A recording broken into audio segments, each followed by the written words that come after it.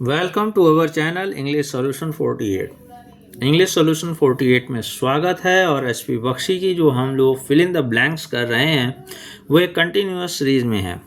ध्यान रहे, छोटे छोटे वीडियोस इसलिए होते हैं कि आपको आसानी से एक छोटे से टाइम में बहुत सारी अच्छी बातें को सीखने को मिल जाए। ठीक है, तो अब यहाँ पे 42 एग्जाम्पल लिखा हुआ है और ये आपका IPS क्लर्क 2019 में आया है। चल रहे हैं तो लिखा हुआ है रेगुलेशंस यानी नियम आर चेंज, है ना, बदल दिए गए हैं ऑन अ विम मतलब सनक पर, और रिजल्टिंग इन जब बदले गए हैं तो परिणाम क्या निकला है, जो भी रहा हो। फिर लिखा है रिजल्ट्स दैट डिस्टॉर्ट मतलब परिणाम जो डिस्टॉर्ट कर देता है। डिस्टॉर्ट करना मतलब होता है खराब कर देना। डिस्टॉर्ट द फेस मतलब चेहरा खराब करना। डिस्टॉर्ट द फैक्ट तथ्य को खराब कर देना। तो डिस्टॉर्ट क्या है, तो लॉन्ग इस्टेब्लिश्ड कॉम्पिटिटिव वैल्यूज, जो लंबे समय से कॉम्पिटिटिव वैल्यूज थी उनको वो डिस्टॉर्ट किया है।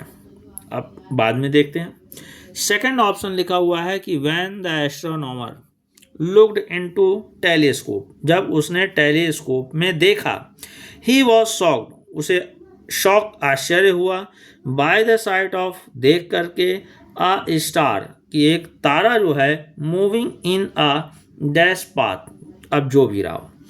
तो फिलहाल इसमें 42 के सारे वर्ड को हम देखें तो फ्लरिश फलना फूलना, ऑस्पिशियस शुभ, थ्राइविंग फलना फूलना।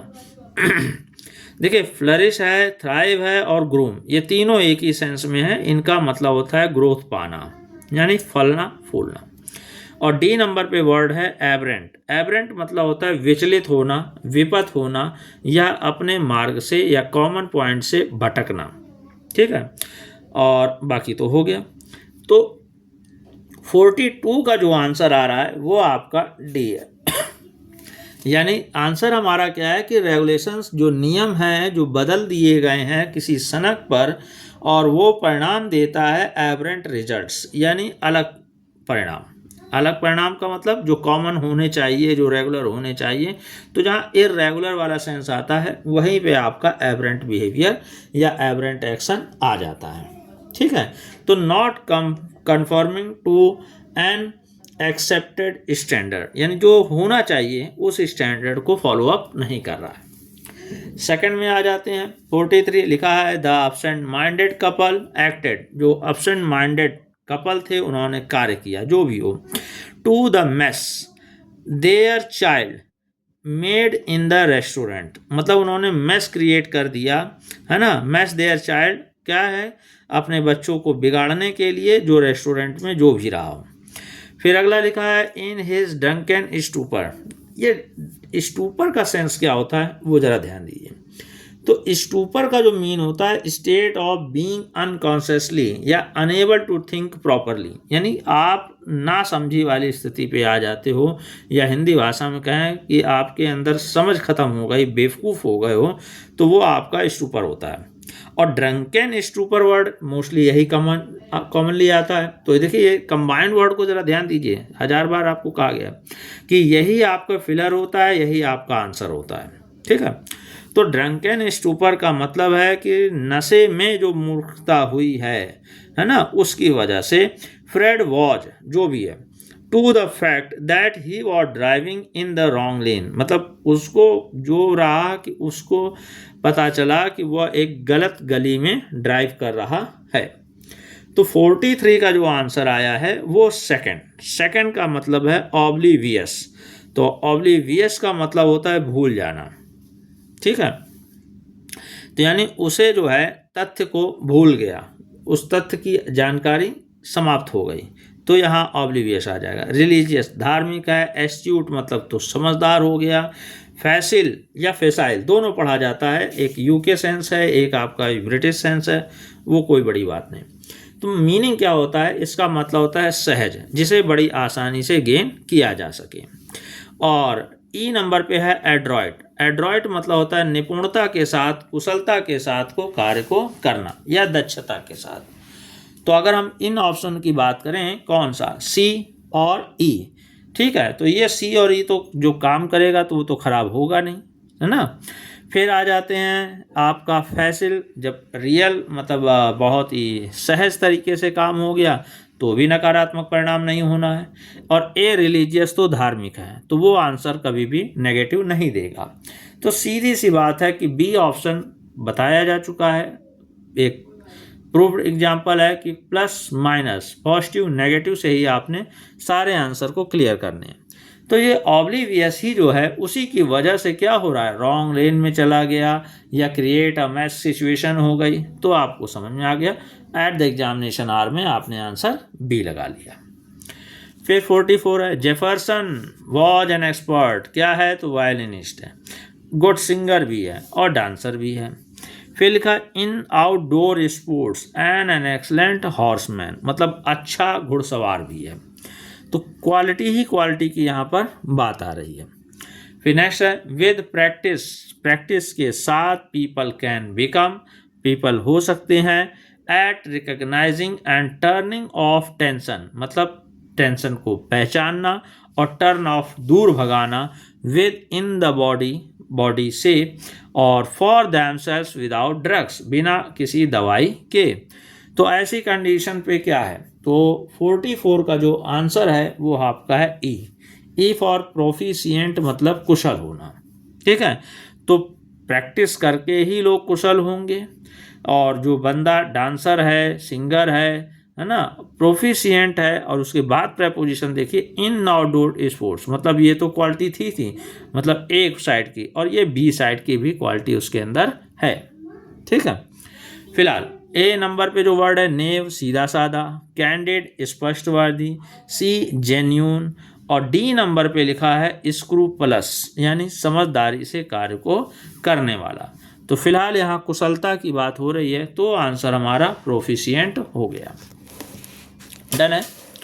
आगे बढ़ते हैं। 45 में लिखा है कैन वी मेक सच अ, क्या हम ऐसी कर सकते हैं, और किस तरह का है तो डिसक्वालीफाइंग पर्सन, कि पर्सन को ही डिसक्वालीफाई कर दिया, अगेंस्ट हुम चार्जेस ऑफ हीनस क्राइम्स, जिसके खिलाफ हीनस क्राइम जघन्य अपराध के चार्ज लगे हो, और have been framed by court, और ये जो चार्ज हैं वो कोर्ट के द्वारा लगाए गए हैं, ऑफ जो भी हो, और शुड या फिर शुड वी टेल, है ना, क्या हम उस पर लगाएंगे पार्लियामेंट को, मतलब हम पार्लियामेंट से कहेंगे कि that bye not laying down, कि आप ऐसे आरोप न लगाएं, ले डाउन द जो भी है एग्जाम्पल्स में मतलब रखना होता है, तो ले डाउन क्रिटिसिज्म आलोचना करना, lay down promises, lay down जो भी आप लगाएंगे तो मतलब उस चीज़ को रखना, पुट अप सेंस में आता है। तो सच अ, और you are really giving criminals encouragement, कि आप जो है वास्तव में क्रिमिनल्स को बढ़ावा दे रहे हैं और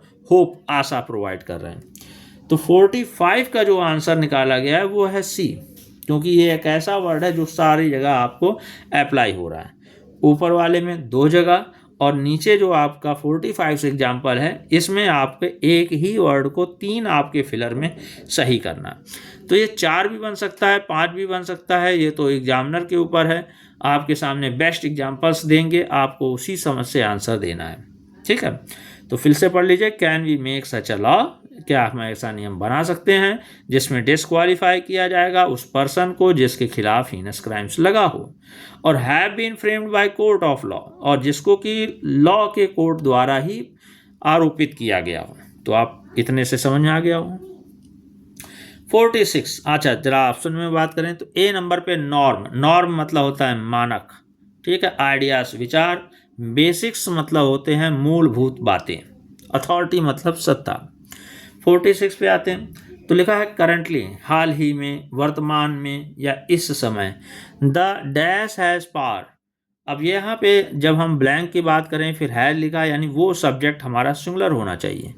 तो फिलहाल ऑप्शन में देखते हैं तो सारे ही वर्ड हमारे सिंगुलर का काम कर रहे हैं, तो अभी इसमें कोई ऐसी सिंगुलर और प्लूरल वाली बात नहीं है। तो has powers to seek call data records as part of its probe, probe मतलब जांच का एक हिस्से के रूप में डेटा कॉल को कलेक्ट कर सकते हैं। But the committee is of the view, और कमिटी इस नज़रिए पे है, ऑफ द व्यू मतलब इस नज़रिए से है कि दैट द और नीड्स अब सब्जेक्ट भी सिंगुलर है तो कोई दिक्कत नहीं, तो मोर पावर्स उसे और ज़्यादा शक्ति चाहिए, टू असिस्ट जो सहायता करे इन इट्स रिस्पॉन्सिबिलिटी। ठीक है, तो 46 का जो अब हम जितने ऑप्शन जा रहे हैं उसमें बेस्ट चूज करते हैं, तो आंसर आपके आ जाएगा ए यानी state. Currently state has powers, राज्य के पास शक्ति है, to seek call data records की वह जो है डेटा रिकॉर्ड्स को मांग कर सकता है एक पार्ट्स ऑफ इस प्रूफ के जांच के हिस्से के रूप में। लेकिन कमेटी इस नज़रिए से भी है कि that the state needs more power, कि उसे और भी शक्ति होनी चाहिए ताकि वह अपने स्टेट रिस्पॉन्सिबिलिटी को पूरा कर सके। ठीक है, तो आंसर हमारा क्लियर हो चुका है। और ये जो हमारा बी नंबर पे लिखा हुआ है रूरियर रूल, तो ये कोई वो नहीं है, थोड़ा सा टाइपिंग की मिस्टेक है, रूलर है। ठीक, तो वो आपका सेंस हो गया। फिर नेक्स्ट नंबर पे 47 में आते हैं कि लिखा है द बाइलिंगुअल चैनल, जो बाइलिंगुअल चैनल है या Hindi and English will offer schedule programming, कि वह निर्धारित प्रोग्राम को प्रोवाइड करेगा, साथ ही साथ वीडियो ऑन डिमांड फैसिलिटी को भी। अकॉर्डिंग टू इंडिया, भारत के अनुसार, अब जो भी हो तो यहाँ वेबसाइट में कैच करने वाला होना चाहिए। फिर है it will cover the entire landscape, यह पूरे लैंडस्केप को कवर करेगा ऑफ जो भी है।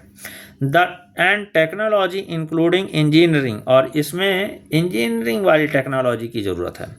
अच्छा, अब यहाँ पे करें टेक्नोलॉजी जो हो जिसमें आपका इंजीनियरिंग, हेल्थ एंड मेडिसिन हो। फिर है natural dash environment and wild life, ये चीज़ें एग्रीकल्चर एमंग अदर्स भी शामिल होना चाहिए। तो 47 का जो आंसर बेस्ट जा रहा है वो साइंस है। जरा पकड़े, तो अकॉर्डिंग टू द इंडिया, भारत के अनुसार साइंस वेबसाइट, वैज्ञानिक जो वेबसाइट है, will cover the entire landscape of science and technology. तो ये साइंस एंड टेक्नोलॉजी का कॉम्बिनेशन सभी को मालूम है। बनाइए एक सबसे बायोलॉजिकल एंड टेक्नोलॉजी या एटमॉस्फेयर एंड टेक्नोलॉजी, यहीं से आपको समझ में आ गया कि हमारा बेस्ट ऑप्शन क्या हो सकता है। ठीक है, तो उसी से आपने आंसर गेन करा दिया। ओके डन, तो फिलहाल टिक लगा दें ताकि आपको समझ में आ जाए। 40 में आ जाते हैं, लिखा है टिल वेंसडे नाइट, मतलब वेंसडे की नाइट तक रेवेन्यू अथॉरिटीज़ जो थी वर एक्सपेक्टिंग, वो आशा कर रही थी कि ओनली अ लिमिटेड रिलीज, कि थोड़ा सा ही रिलीज यानी छूट या मोहलत या राहत दी जाएगी ऑफ जो भी हो, थ्रू अ सिंगल शटर के माध्यम से। अच्छा, ये शटर क्या होता है? तो शट मतलब बंद करना, शटर मतलब बंद करने वाला, या दूसरी भाषा में कह दें फाटक। तो एक सिंगल फाटक के माध्यम से, और रिजल्टिंग इन राइज, और जिसका परिणाम होगा बढ़त हो जाएगी किसमें? डैश लेवल, यानी फिर वही बात जो हमारा ए वही बी। अब इसमें आगे देखते हैं ऑफ पेरियार। अब पेरियार क्या है उसको आपको समझना पड़ेगा क्योंकि पी कैपिटल है, और जब नाम आता है जो जी के बंदे मतलब तैयारी करने वाले होते हैं उनको बड़े अच्छे समझ में आता है कि ये मेंशन किस दिशा की हो जा रहा है। और बाय अराउंड ओनली, और कब? लगभग में 1 मीटर तक। फिर लिखा है बट विद ऑल 4 शटर्स, ये चारों जो दरवाजे हैं बीइंग ओपन, उनको खोल दिया जाए, तो देयर इज एज एट, जैसा कि है, नो क्लियर आइडिया, स्पष्ट विचार नहीं है, अबाउट द एक्सपेक्टेड राइज, की बढ़ जाएगा, in dash levels in the Periyar. तो 48 का जो आंसर जा रहा है वो है आपका ई फॉर वाटर। क्यों?